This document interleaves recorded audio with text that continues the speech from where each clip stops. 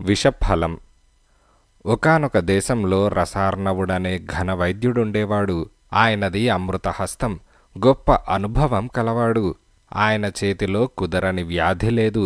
ఒకసారి ఆయనకొక ఆలోచన కలిగింది. ఎన్నో సంవత్సరాలుగా గురు శుశ్రూష చేసి శాస్త్రాలు చదివి అనుభవం గడించి ఇంత కీర్తి ధనము సంపాదించాను. అనుసృతంగా వచ్చే విద్య గనుక ఈడు తీయకుండా నా కుమారుడు వైద్యం సాగిస్తున్నాడు. కానీ నాడీ పరీక్ష చేయాలన్నా, అసాధ్య రోగాలకు చికిత్స చేయాలన్నా వాడికి కష్ట సమస్య అవుతుంది. వ్యాధిని బట్టి మందు నిర్ణయించటానికి కాస్తా కూస్తా జ్ఞానం చాలదు. దీనికి దైవానుగ్రహం ఉండాలి అని అనుకున్నాడు. ఈ ఉద్దేశం కలగ్గానే రసార్ణవుడు తన వృత్తి కుమారుడు సోమదత్తుడికి ఒప్పగించి అరణ్యాలకు పోయి తపస్సు ప్రారంభించాడు. 3 సంవత్సరాల తర్వాత ఒకనాడు అశ్విని దేవతలు ఆయనకు ప్రత్యక్షమై కోరిక ఏమిటో చెప్పమన్నారు. అందుకు రసార్ణవుడు, సమస్త వ్యాధులు నయమయ్యే ఒకే ఒక్క సాధనం నాకు అనుగ్రహించండి అని అన్నాడు. అప్పుడు అశ్విని దేవతలు అతనికొక విత్తనమిచ్చారు. దీన్ని పాతిపెట్టు. ఈ వృక్షం తాలూకు ఆకుల రసం వాడితే సమస్త రోగాలు కుదురుతాయి. దీని ఫలం సేవిస్తే స్వర్గ సౌఖ్యం లభిస్తుంది. కానీ స్వార్థం విడిచి లోకోపకారం కోసమే దీన్ని ఉపయోగించాలి అని చెప్పి అదృశ్యమయ్యారు. రసార్ణవుడు సంతోషించి వెంటనే ఇంటి పెరట్లో దేవతలిచ్చిన విత్తనం పాతిపెట్టాడు. చూస్తుండగానే అది మొలకెత్తి మహావృక్షమై ఆకులతో నిండిపోయింది. దాని చిటారు కొమ్మన ఒకే ఒక ఎర్రటి పండున్నది. ఈ చెట్టు ఆకులతో రసార్ణవుడు వైద్యం చేస్తూ మునుపటి కంటే ఎక్కువగా ఖ్యాతి ధనము సంపాదించాడు. అతని కుమారుడైన సోమదత్తుడికి కూడా ఈ చెట్టు ఆకులను గురించి మాత్రమే తెలుసు. పైన ఉండే పండును గురించి ఎవరైనా అడిగితే అది విషఫలం అని రసార్ణవుడు చెబుతుండేవాడు. సోమదత్తుడికి ఈ సంగతే తెలుసు. ఇదిలా ఉండగా రసార్ణవుడికి వృద్ధాప్యం వచ్చేసింది. మరణ సమయమందు కొడుకును దగ్గరకు పిలిచి, నాయనా, నేను కష్టపడి సంపాదించిన ఈ వృక్షం తాలూకు మహిమ నీకు తెలుసు కదా. వైద్య వృత్తి సాగించి అందరికీ పూర్ణారోగ్యం కలగజేసి నువ్వు సుఖంగా కాలక్షేపం చేయి, మన కుటుంబం పేరు నిలబెట్టు అని చెప్పాడు. అప్పుడు సోమదత్తుడు, నాన్నగారు, ఆకుల పసరే ఇంత అద్భుతమైన ఘనమిస్తున్నది కదా, చిటారు కొమ్మన ఉన్న ఆ పండు ఎందుకు విషఫలమైంది అని అడిగాడు. అందుకు రసార్ణవుడు, సోమదత్త, ఆ రహస్యం చెప్పటానికే నిన్నిప్పుడు పిలిచాను. వైద్యమర్మం రెండో వాడికి తెలియనివ్వకూడదు. అందుకనే ఆ పండు విషఫలమని అందరితో చెబుతూ వస్తున్నాను. కానీ నిజానికి అది అమృత ఫలం. అది తిన్నవాళ్లకి అమరత్వమే సిద్ధిస్తుంది. వాళ్ళు దేవతలతో సమానమవుతారు. దీన్ని గుట్టుగా ఉంచు సుమా, నాకు కాలం సమీపిస్తున్నది. అందుకే దీన్ని నీకు వెల్లడి చేశాను అని చెప్పాడు. ఈ మాటలు వినగానే సోమదత్తుడు, నాన్నగారు, ఎంత చక్కటి అవకాశం! కాలం సమీపించిందని మీరెందుకు బెంగ పెట్టుకుంటారు? కష్టపడి సంపాదించుకున్న ఆ ఫలం మీరే తిని ఎందుకు అమరత్వం పొందకూడదు? వరప్రసాదంగా వచ్చిన ఈ అపురూప ఫలం ఇతరులెవళ్లకో ఇవ్వడమేమిటి అని ఆత్రంగా అడిగాడు. అందుకు తండ్రి, కుమారా, చెప్పేది శ్రద్ధగా విను. బ్రహ్మ పోసిన ఆయుష్ తీరిపోగానే జీవులందరూ ఈ లోకం వదిలిపోవాల్సిందే. మానవుడు అమరత్వం పొందటానికి ప్రయత్నించటం దైవాజ్ఞను ధిక్కరించడమవుతుంది. అది అలా ఉంచి ఇప్పుడీ ఫలాన్ని గురించిన కీలకాలు 2 నువ్వు తెలుసుకోవాలి. లోకోపకారం కోసం వాడినప్పుడే ఆ ఫలం మహత్తుగాని, దాన్ని సంపాదించిన నేను స్వార్థం కోసం ఉపయోగించుకోకూడదు. రెండోది, ఆ ఫలం కోసివేస్తే అసలు మొత్తం చెట్టు మహిమైపోతుంది. పండు చెట్టుకు ఉన్నంత కాలమే ఆకుల గుణం. జ్ఞాపకముంచుకో నాయనా అని అన్నాడు. ఇలా చెప్పి రసార్ణవుడు కన్నుమూశాడు.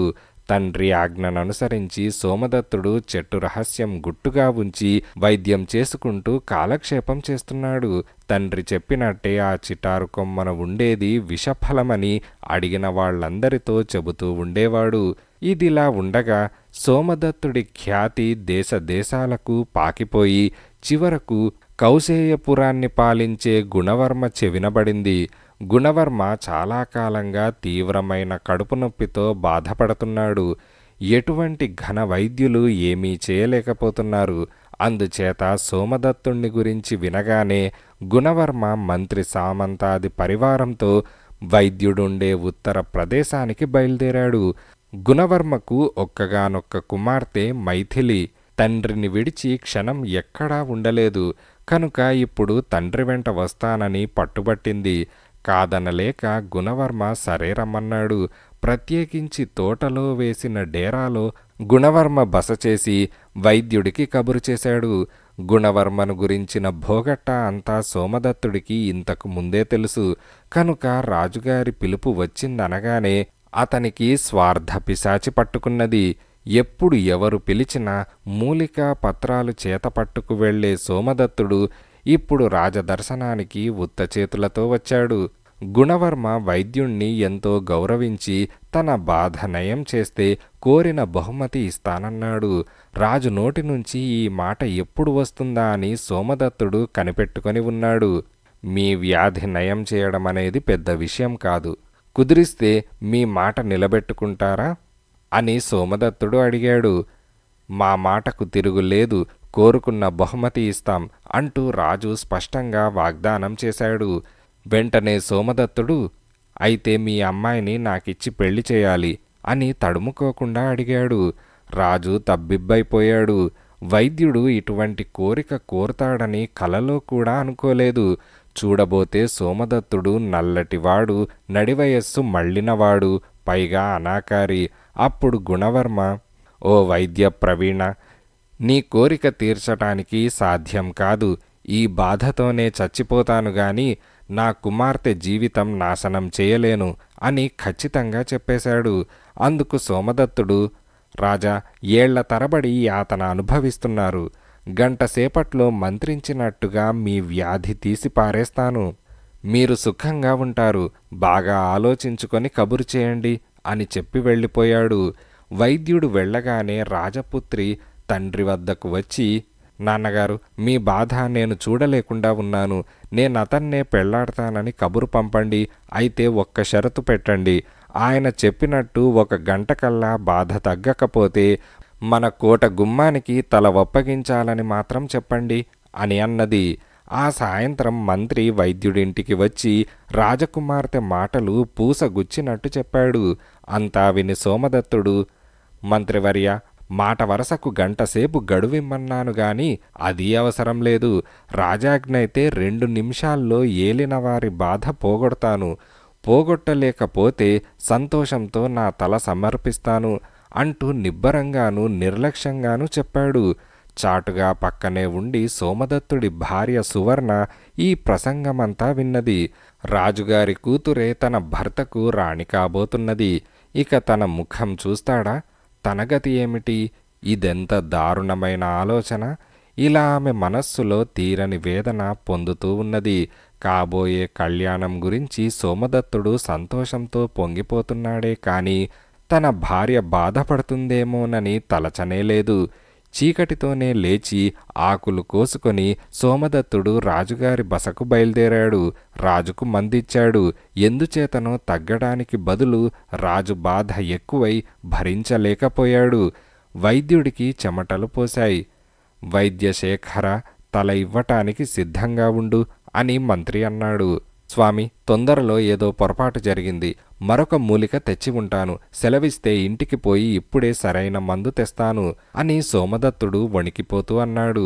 రాజాజ్ఞయింది గనక సోమదత్తుణ్ణి మంత్రి సరే పోయి రమ్మన్నాడు. అయితే అతడు మోసం చేయకుండా చెరియొక పక్కన విచ్చు కత్తులతో భటులను వెంట పంపించాడు. ఇంటికి వస్తూనే సోమదత్తుడు పెరట్లోకి వెళ్ళి చెట్టు చిటారు కొమ్మ చూశాడు. అక్కడ పండు కనిపించలేదు.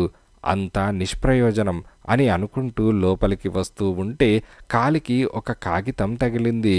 అందులో, మీకు నేను ఆటంకంగా ఉండదలచలేదు. చెట్టుపైన ఉన్న విషఫలం తిని ఆత్మహత్య చేసుకుంటున్నాను అని ఉన్నది. ఆత్రంతో సోమదత్తుడు భార్య కోసం వెతకసాగాడు. ఎంత వెతికినా ఆమె కనపడలేదు. అయితే అక్కడ రాజు చెప్పలేని బాధతో మాట్లాడలేని స్థితిలో ఉన్నాడు. మంత్రి సోమదత్తుణ్ణి రాజు ఎదుట పెట్టి పక్కనే ఉన్న భటులకు సైగ చేశాడు. అంతలో అశరీరవాణి పలికింది. అందరూ ఆ దిక్కుకు చూసి ఆశ్చర్యపోయారు. ఒక దేవత కనపడి, నా భర్త తప్పు మన్నించండి అంటూ ఆమె తన కథ పూర్తిగా చెప్పింది. తర్వాత ఒక మూలిక ఆమె కింద పడేసి రాజును పుచ్చుకోమని చెప్పింది. అది గుటక వేయగానే రాజు బాధ పూర్తిగా తగ్గిపోయి ఆ క్షణం నుంచి సుఖంగా ఉన్నాడు. సోమదత్తుడు సిగ్గుతోనూ విచారంతోనూ ఇంటికి వెళ్ళాడు. తన స్వార్థం వల్ల తన జీవితమే సర్వనాశనం చేసుకున్నాడు.